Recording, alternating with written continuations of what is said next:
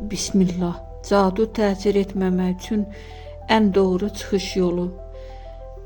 Caduya qarşı 100%li zəmanətli mütləq çıxış yolu yoxdur. Çünki cadu anlayışı, inanc və psixoloji təsir üzərində qurulur. Yəni insan qorxduqca, inandıqca təsir etdiyini düşünür. Amma yaxşı xəbər var. Cadunun təsirini sıfıra yaxın endirən, insani praktik olaraq doğunulmaz edən yollar var. Bunlar əsrlərdir işləyir.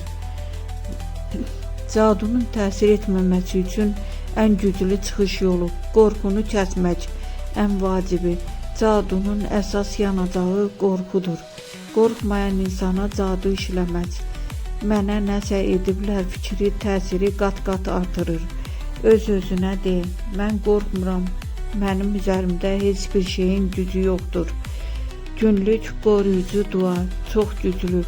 Səhər və axşam bir dəfə, Ayətəl-Kürsi bir dəfə, Fələq 3 dəfə, Nas 3 dəfə. Bu kombinasiya qoruyucu qalxan kimidir. Su ilə təmizləmə. Sadə amma təsirli. Bir stəkan suya üfür.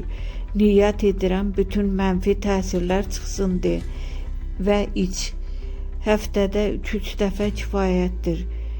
Gümüş və ya dəmir xalq inanclarında təsadüfi deyil.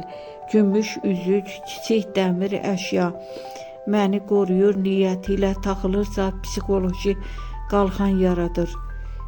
Evin enerjisini təmizlə. Evi tez-tez havalandır. Qaranlıq, səliqəsiz mühitdən qaç. Evdə yüksək səsli dava, mənfi sözlər olmasın. Mənfi enerji qarışıqlığı çevir.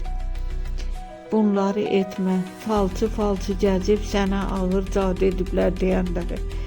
Getmə. Qorxudan ritual axtarmaq. Bunu açmaq üçün pul ver deyənlər. Bunlar cadudan da təhlükəlidir.